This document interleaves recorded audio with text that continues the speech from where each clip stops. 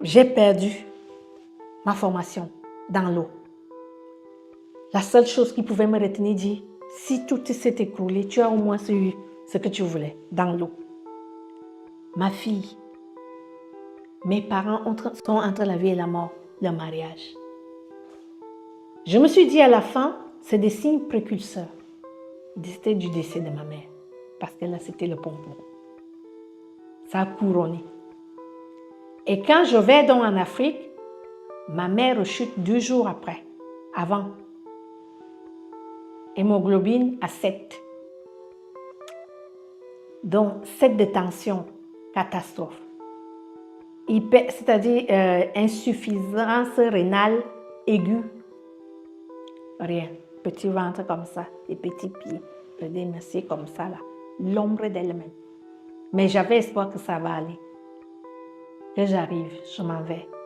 À peine je dépose mes pieds sur le sol territoire camerounais en Simalène. Mon petit frère m'attend. Il me dit, on a déjà fermé la clinique Bastos. On peut aller qu'à 8 heures qu'on ouvre les portes. Donc, on soit là-bas, ou plus tard, à 7h30.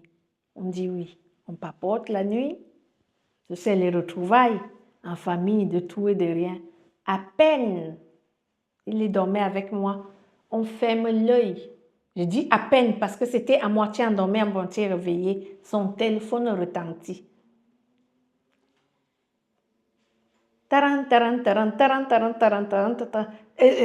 Mais qu'est-ce qu'il fait? C'était dans les draps. Taran, taran, taran. C'était ma petite soeur. À 5h du matin, 5h30. Waouh, waouh, waouh, maman est partie, maman est partie. Je ne sais pas, j'ai dégringolé du lit socle par terre. Non, mais je suis restée là, je n'ai pas pleuré. J'ai dit non, non, non. C'est... Tu n'as même pas de force. Voilà, c'est une blague, quoi. Je suis restée là 5h30, à 7h30, assise. À même le sol, sur le ciment. Je regardais le sol, je voyais ma vie défiler. Waouh! Qu'est-ce que j'ai fait au bon Dieu? Il est parti. Je lui ai dit, il m'a dit non, je dis on va aller. Il dit non, il y reste là. Tu n'as pas de force. Et c'est vrai. J'étais coupée. J'avais l'impression qu'on m'a coupé les genoux. Impossible de me lever. Oui, j'ai aidé à appeler, pendant Thomas, il appelle le petit frère de ma mère, il travaillait, c'est le bras droit du ministre de la Santé, c'est son beau-frère. Donc il l'appelle, je dis pas à tonton Thomas, il dépêche une voiture pour aller la chercher, aller mettre au CEFTA et tout, donc voilà, le processus s'est mis en route. Moi, je regarde, elle donne le rapport à mon neveu qui était avec nous parce que moi, où j'entendais, où je n'entendais même pas où. Je ne peux pas te dire.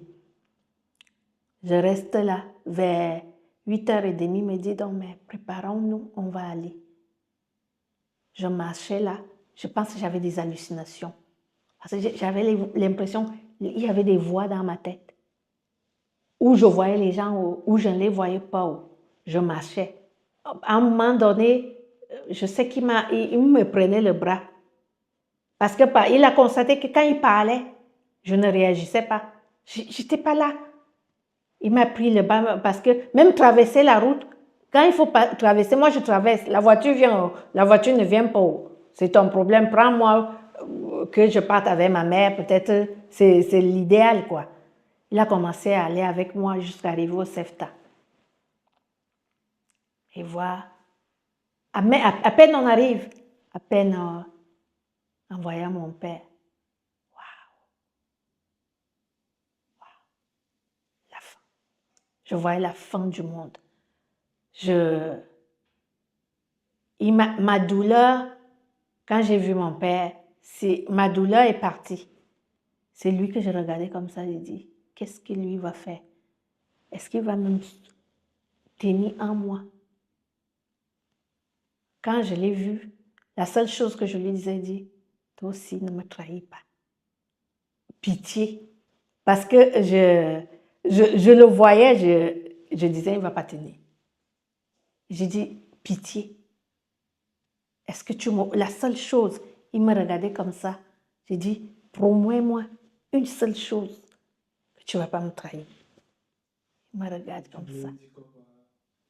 Qui ne parte pas. Fanel. Qu'est-ce que j'allais faire?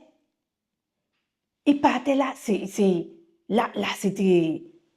Je ne sais pas ce que j'allais faire. Je dis, promets-moi. Il me regardait, il ne répondait pas. J'ai dit, tu as intérêt à me promettre. J'ai commencé à le menacer. J'ai dit, la seule chose que je te demande, tu me promets que tu ne vas pas m'humilier. Parce que ce que je viens de ramasser là, là c'est l'original. Je ne peux même pas te dire le cas de ma vie. Il m'a regardé. Il a commencé. Comme je porte le nom de sa maman, je dis, je suis ta mère. Au cas où tu aurais oublié, je suis ta mère. Tu m'as donné le nom de ta mère.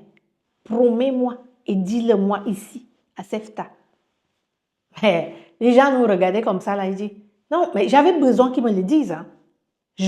Ça dit, quand je l'ai vu, j'avais l'impression que je voyais une deuxième séquelle à côté de moi.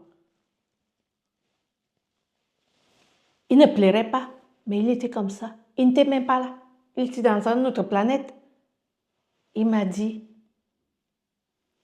oui, je te promets. C'est tout ce que je voulais entendre. J'ai dit, la promesse est une dette. Il dit, oui, je sais. Et là, j'ai commencé à se préparer, tout ce qu'il fallait faire. Le pompon, c'était que tu entres encore là-bas dedans. Les petites sœurs de ses sœurs n'étaient pas arrivées. Il y avait l'affluence des gens impossibles. Elles n'arrivaient pas à entrer. On nous demande, je ne souhaite pas ça à quelqu'un, d'entrer. La vie n'est rien. Tu vois les cadavres superposés sur les autres. J'étais comme ça. Mais ma petite sœur, qui est même encore trois fois, 2 enfants entre nous, elle était là, c'est-à-dire elle était comme ça là. Quand je l'ai vue, même en tremblant, je dis, toi qui es la grande sœur, réveille-toi. On nous a fait entrer, on coupe les habits, préparer. Oh non, oh non, oh non, oh non, c'est l'horreur. C'est la chose à ne pas faire. Ça, à quelqu'un, non, c'est l'horreur. C'est l'horreur. Mais il n'y avait personne. Entrer, préparer ta mère, couper les habits, faire. Parce que ce sont ces sœurs qui devaient le faire. Et comme il n'y avait personne, il fallait qu'on prépare pour commencer. Le processus était lancé. Donc, les morts qui étaient superposés, c'était, et ce qu'on va faire, non, non, non. Non, non, non, non, non, non, non, non, non, non. Et ces odeurs et tout ce... Je sentais comment mon cœur allait s'arrêter. Allait s'arrêter. À voir comment la vie n'est rien. J'ai dit, ma mère, une femme dynamique, debout. Celle qui couchait là. Et tous ces morts, côté là. La douleur n'existe pas. La douleur n'existe pas. C'est ce que je disais dans mon cœur. La douleur n'existe pas. La douleur n'existe pas. À couper, couper, couper. Vous faites. Ils sont dans leur truc, dans leur game. Hein. Allez, madame, vous coupez, on va le mettre le nom. Elle s'appelle qui? Si, cela. Ma petite soeur coupe. Ouais, je dis non, il faut qu'on explique. Je me souviens que je suis dans le domaine un peu. Je dis, maman, tu sais, on va t'enlever les habits. On va couper parce qu'on va te préparer. Je lui expliquais. Je parlais à ma mère. Oui, parce qu'on balance les pieds, on fait ceci. J'ai dit non, elle ne mérite pas ça. J'ai dit, ma petite soeur, non, tu ne fais pas ça. Tu lui expliques ce que tu fais. Comme si elle est vivante. Elle est avec nous. Je sais qu'elle voit. Elle voit notre détresse. Je dis, maman, on va couper les habits parce que comme tu ne peux plus lever, on va passer les ciseaux, on va t'enlever. Tu vas rester à poil.